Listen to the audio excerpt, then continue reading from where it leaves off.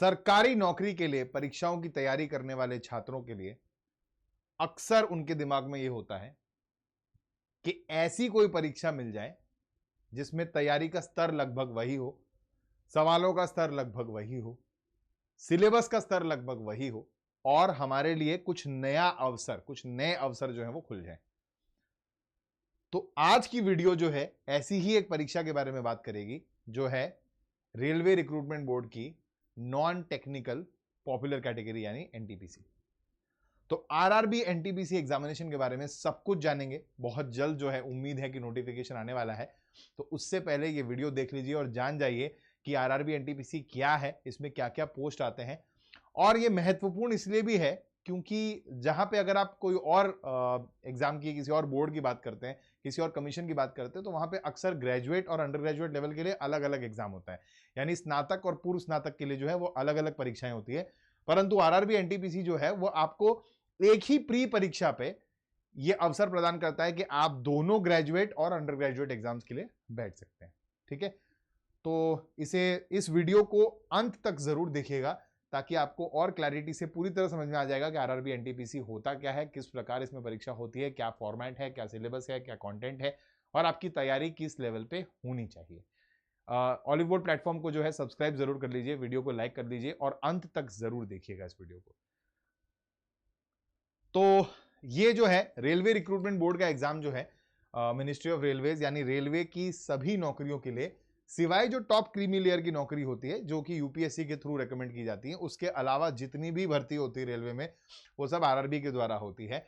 और इसमें एक इंपॉर्टेंट जानकारी ये है वो कि ये एक जोन वाइज जो है भर्ती होती है, यानी जो वैकेंसी निकलेगी आपकी वो जोन वाइज निकलेगी। आरआरबी जोन वाइज डिवाइडेड है, जोन वाइज वैकेंसी अलग अलग निकलती है। ये होता एक तरीके से ऑल इंडिया है बट जोन में डिवाइडेड है, तो आप जोन में रिस्ट्रिक्टेड रहोगे, एग्जाम जो है वो सेम होगा। ठीक है, तो सबसे पहले बात कर लेते हैं अंडर ग्रेजुएट यानी पूर्व स्नातक लेवल की। पूर्व स्नातक लेवल या अंडर ग्रेजुएट लेवल पे आपके लिए मेजरली इन 5 पोस्ट पे भर्ती होती है। पोस्ट और भी आगे पीछे ये लोग हर नोटिफिकेशन में चेंज करते रहते हैं।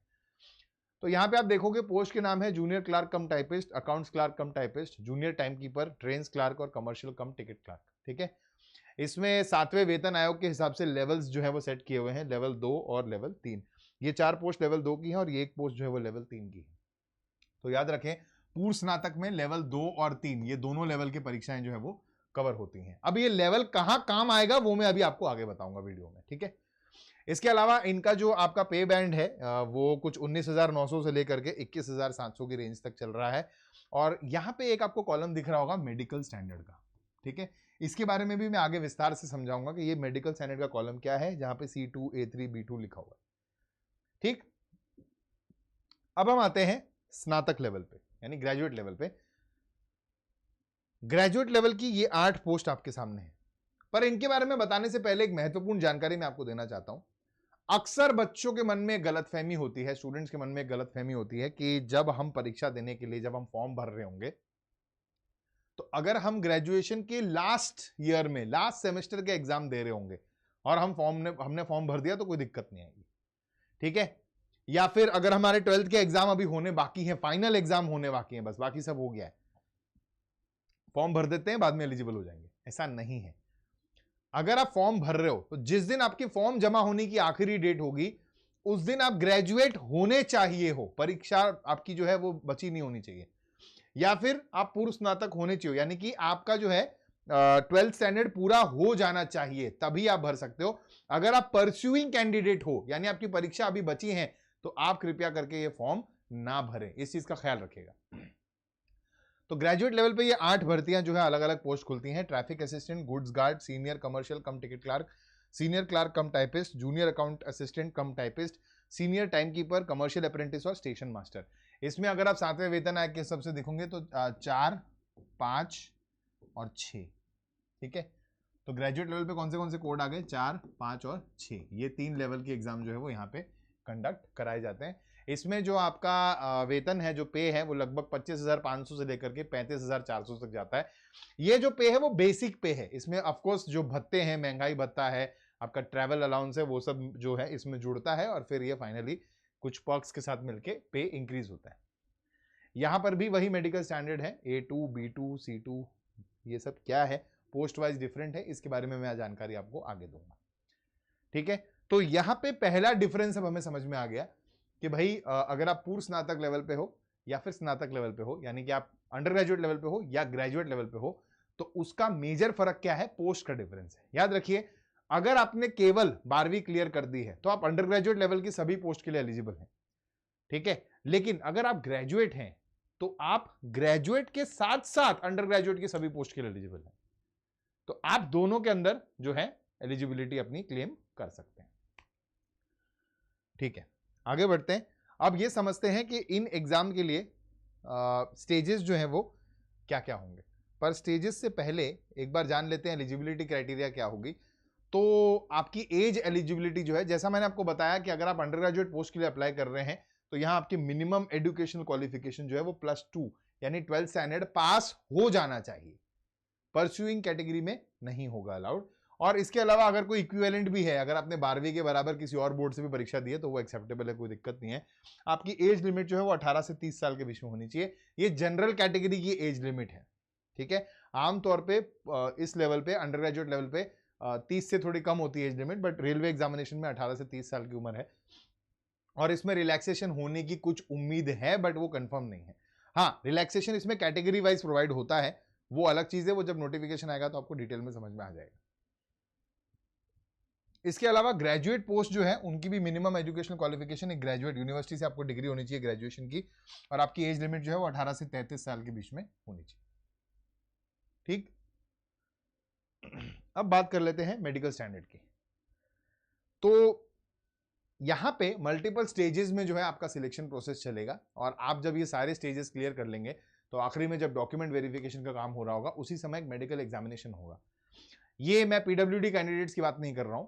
मेडिकल एग्जामिनेशन जो है आपकी आंखों के लिए, आपकी दृष्टि को चेक करने के लिए किया जाएगा, और वहां पे आपका विजन जो है वो किस प्रकार होगा वो बहुत आवश्यक है, क्योंकि रेलवे में भर्ती के लिए और रेलवे में नौकरियों के लिए आपकी विजन का क्लियर होना यानी दृष्टि जो है वो सही होना बहुत आवश्यक है, क्योंकि बहुत कुछ जो है वो दृष्टि पर ही निर्भर करता है। तो A2 लेवल जो है मेडिकल स्टैंडर्ड का, ये देखिएगा कि सभी लोग फिजिकली फिट हैं सभी एस्पेक्ट्स में। ठीक है, ये सिर्फ विजन के बारे में बात कर रहा है। A2 मेडिकल स्टैंडर्ड में डिस्टेंट विजन जो है 6.9 का अलाउड है, 6/9 विदाउट ग्लासेस, यानी चश्मे के बिना जो है 6/9 होना चाहिए। करेक्ट करके 6/6 हो, उससे उन्हें कोई फर्क नहीं पड़ेगा। इसमें नियर विजन जो है, डिस्टेंट विजन है, इसमें फॉगिंग टेस्ट नहीं होगी। नियर विजन इसमें SN 0.6 अलाउड है, 0.6 भी विदाउट ग्लासेस होना चाहिए। अब इसमें कलर विजन, बाइनोकुलर विजन और नाइट विजन और मायोपिक विजन सभी के टेस्ट आपको पास करना जरूरी है। याद रहे, यहां पे विद्यार्थियों में अक्सर एक सवाल उठता है कि भाई मैंने जो है कुछ सालों पहले अपनी विजन को, चश्मे हटाने के लिए या विजन को ठीक करने के लिए लेसिक सर्जरी का प्रयोग किया था। मैंने जो है लेसिक सर्जरी का प्रयोग किया था, तो क्या मैं एलिजिबल हूं? अफसोस, आप एलिजिबल नहीं है। अगर आपने लेसिक सर्जरी का प्रयोग किया है तो आप मेजरली इनमें से सभी मेडिकल स्टैंडर्ड सिवाय C2 के आप कहीं भी एलिजिबल मोस्टली नहीं होंगे। इस चीज का ख्याल रखिएगा फॉर्म भरते हुए। इसके अलावा अगर A3 मेडिकल स्टैंडर्ड है तो इसमें डिस्टेंट विजन 6/9 है, लेकिन ये विथ या विदाउट दोनों ही केस में अलाउड होगा। यहां पे सिर्फ विदाउट ग्लासेस वाले, मतलब विदाउट ग्लासेस वाले चल जाएंगे, पर यहां पे विद ग्लासेस भी अगर आपका 6/9 है तो अलाउड है, कोई दिक्कत नहीं है। पावर जो है वो 2 डायोप्टर से ज्यादा नहीं होना चाहिए। ठीक है, बाकी सारे क्राइटेरिया सेम है। B2 के अंदर 6/9 6/12 अलाउड है विद और विदाउट ग्लासेस। पावर जो है 4 डायोप्टर से ऊपर नहीं होना चाहिए, और C2 के अंदर जो है वो 6/12 अलाउड है। ठीक है, तो ये आपका मेडिकल स्टैंडर्ड है जो कि डॉक्यूमेंट वेरिफिकेशन के साथ चेक होगा। तो ये आपके एलिजिबिलिटी क्राइटेरिया उन्होंने पहले ही सेट कर दिए कि आपका ये स्टैंडर्ड होना चाहिए, तभी आप उस पोस्ट के लिए फॉर्म भरिएगा। अब देखते हैं परीक्षा के स्टेजेस क्या क्या होंगे। ठीक है, जहां मैं बार बार कह रहा हूं कि आपकी तैयारी का लेवल वैसा ही होगा, परीक्षा लगभग वैसी ही होगी, सवालों का लेवल जो है वही होगा, तो उसी के बारे में जो है बात करते हैं। स्टेजेस जो है क्या क्या है, तो सबसे पहले जो है पहला स्टेज जो है वो कंप्यूटर बेस्ड टेस्ट, यानी कि जैसा कि प्री का एग्जाम होता है, टायर 1 का एग्जाम होता है, कुछ वैसा ही होगा। Computer based test, test 1 CBT 1। ठीक है, ये जो है सभी लोगों के लिए, चाहे वो ग्रेजुएट लेवल के फॉर्म भर रहे हैं या वो अंडर ग्रेजुएट लेवल के पोस्ट के लिए प्रेफरेंस भर रहे हैं, ये सभी के लिए सेम ही होता है, यानी एक ही प्री सबको देना है। सबके सवालों का लेवल, सवाल वगैरह सब सेम रहेगा।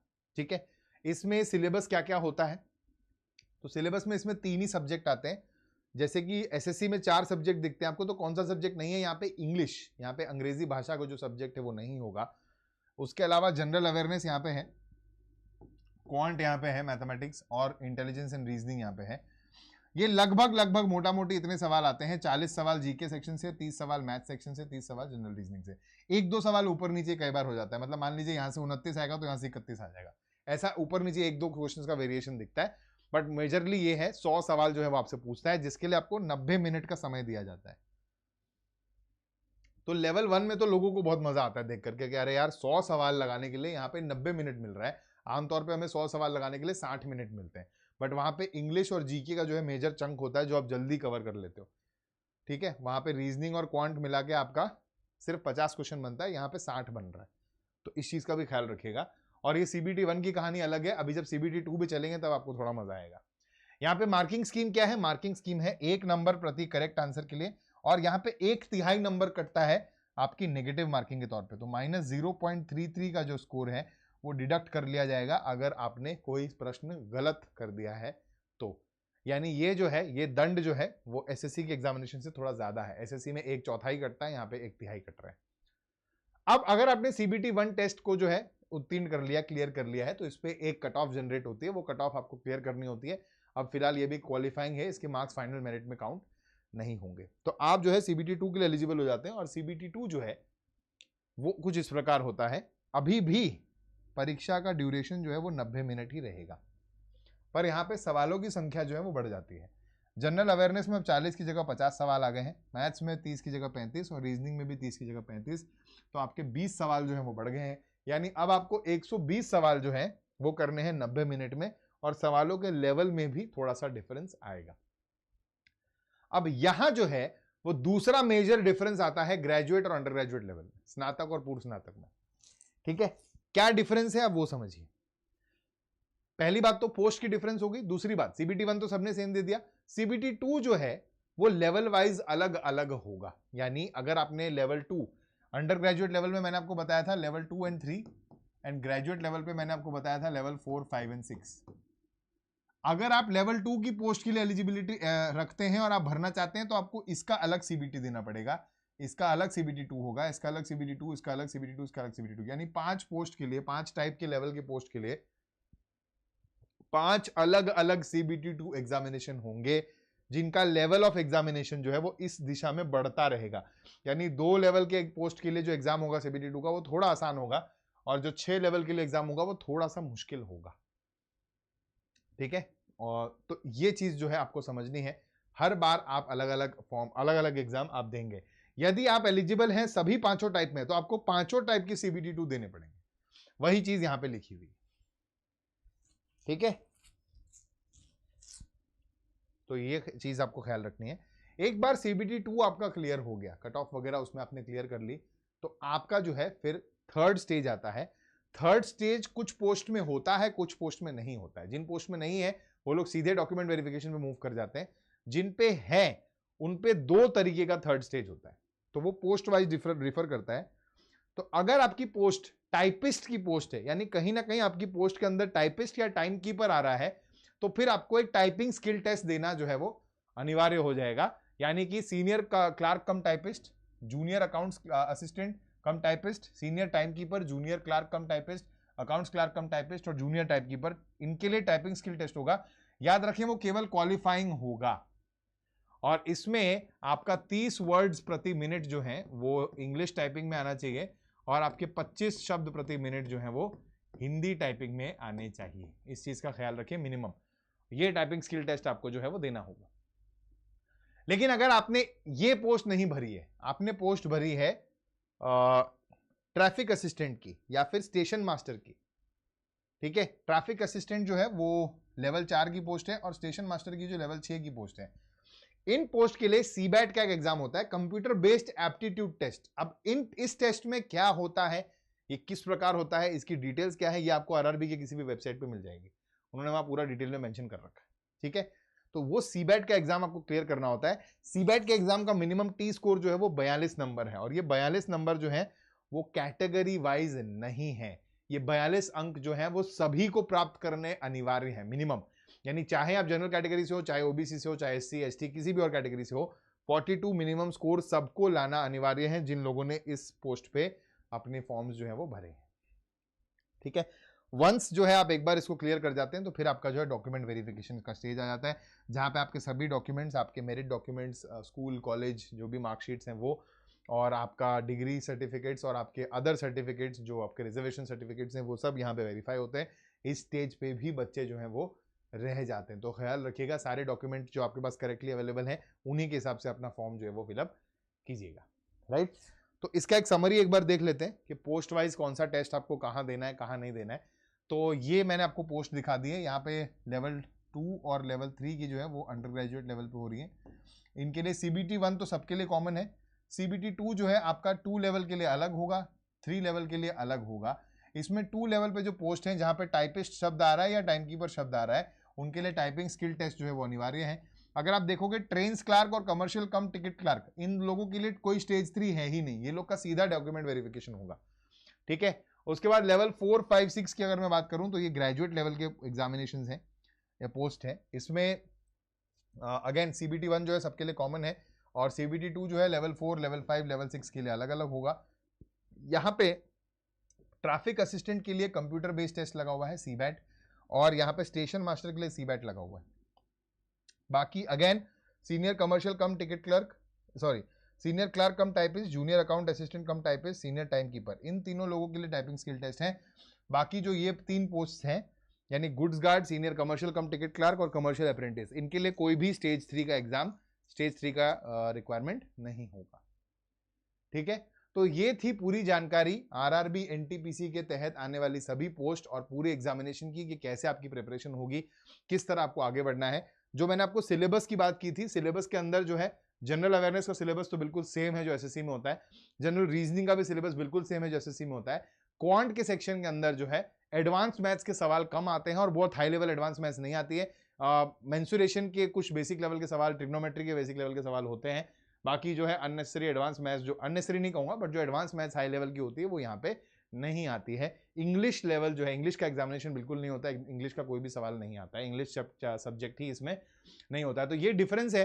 तो मेजरली अगर आपकी प्रिपरेशन जो है वो SSC की हो रही है तो साथ साथ जो है आप RRB NTPC एग्जामिनेशन के लिए एलिजिबल है। तो जल्दी से जैसे ही फॉर्म आ जाए उसे तुरंत फिलअप कर दीजिए और इस एग्जामिनेशन में बैठ करके उत्तीर्ण होकर अपनी ये रेलवे की नौकरी हासिल कर लीजिए। इसी के साथ मैं वीडियो को यहीं समाप्त कर लूंगा। वीडियो को अंत तक देखने के लिए आपका बहुत बहुत धन्यवाद। ऑलिव बोर्ड के इस चैनल को सब्सक्राइब जरूर कर लीजिए अगर आप पहली बार इस वीडियो को देख रहे हैं, पहली बार इस प्लेटफॉर्म पे आए हैं, और ऐसे मजेदार कंटेंट के लिए जो है इस वीडियो को लाइक कर दीजिए। Thank you so much for watching live. Bye bye, नमस्कार, जय हिंद।